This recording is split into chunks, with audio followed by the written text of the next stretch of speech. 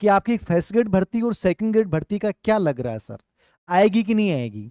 दो चीजें हैं, बड़े आराम से सुनिएगा, कि एक चीज को सटीकता के साथ सुनिएगा।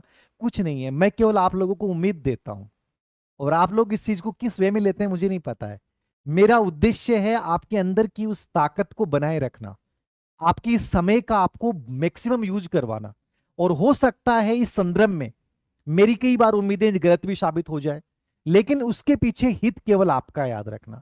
फर्स्ट ग्रेड और ग्रेड सेकंड के लिए मैंने आपको पहले भी अनुमान बताया था, भर्ती 100% आनी है, ये मैंने आपको बोला है। और इसलिए बोला है क्योंकि ऑलरेडी ये विचाराधीन है, और ये 2-3 जो मीटिंग हुई है कार्मिक विभाग की, उनके अंतर्गत भी इसके ऊपर चर्चा हुई है। भर्ती 100% आनी है।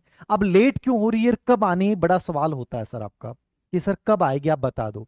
देखिए, डेट का अमूमन सरकार को खुद को ही नहीं पता है, सरकार को खुद को ही नहीं पता है, एक प्रोसेस होती है, ठीक है।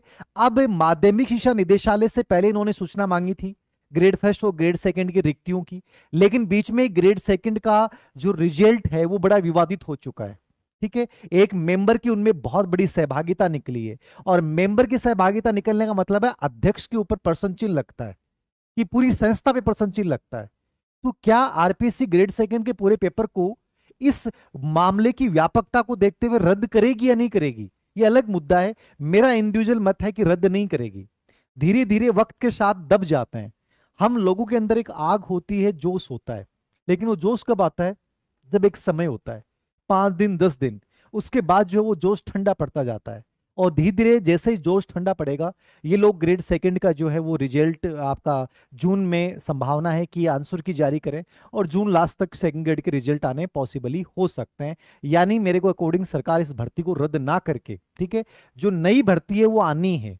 क्योंकि ग्रेड सेकंड के इस भर्ती के रिजल्ट निकलने के बाद भी, पद भरने के बाद भी बहुत सारे पद खाली रहेंगे। और चूंकि मैंने आपको बोला है कि ग्रेड फर्स्ट में ग्रेड सेकंड के प्रमोशन होंगे, अभी जल्दी प्रमोशन की प्रक्रिया शुरू होगी, तो उससे बहुत सारे पद खाली हो जाएंगे। तो अपन ये मान के चलें कि ये प्रक्रिया पूरी होने के बाद संभवतः विज्ञापन आपके सामने आए। इस प्रक्रिया में 1.5 से 2 महीने का समय लग जाए, और सरकार पे यदि दबाव बनता है, जैसे सरकार पे दबाव किसका बनता है, या तो आप लोग बेरोजगार बड़ा आंदोलन करें, या सरकार के ही लोग सरकार पे दबाव बनाने का प्रयास करते हैं, ठीक है ना। इनके भी आपस में तो दो गुट होते हैं ना, उन दो गुटों का अपने को बड़ा फायदा मिलता है, याद रखना। तो उस वजह से सरकार उन मामलों को दबाने के लिए और युवाओं का ध्यान हटाने के लिए क्या कर सकती है कि जल्दी इस भर्ती प्रक्रियाओं की कोई घोषणा कर दे। घोषणा तो खैर कर ही रखी है, उनका क्रियान्वयन हो जाए, एक पॉसिबिलिटीज है, संभावनाएं। तो मैं आपको एक उम्मीद दिखा रहा हूं कि मेरे अकॉर्डिंग, मैंने आपको पहले बोला था कि भाई जून तक पॉसिबली इनका विज्ञापन आना चाहिए, तो जून जुलाई अपन मान सकते हैं, और जुलाई तक मुझे लगता है कि 100% आना चाहिए, मेरी पॉसिबिलिटीज है।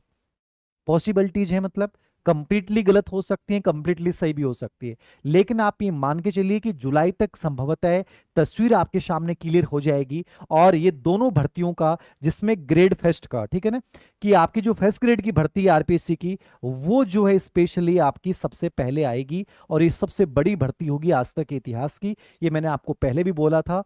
इसके लिए इंतजार ही किया जा रहा है। 23 तारीख से वाइस प्रिंसिपल जो एज ए स्कूल लेक्चरर थे, उनका पोस्टिंग होगी, और उसके बाद जैसे उनकी पोस्टिंग होती है, माध्यमिक शिक्षा निदेशालय दोबारा से पदों की गणना करेगा, और उसके बाद जो है वित्त विभाग के पास फाइल जाती है, और उसके बाद ये आगे की प्रोसेस शुरू होती है। तो इसमें अपन 1.5 से 2 महीने अपन मान के चलें।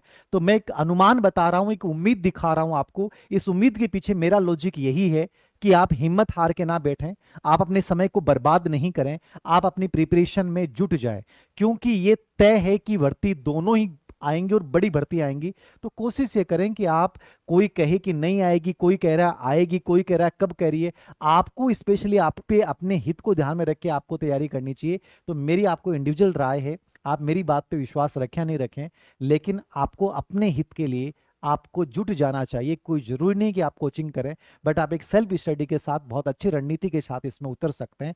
तो ये मेरी आपको राय है।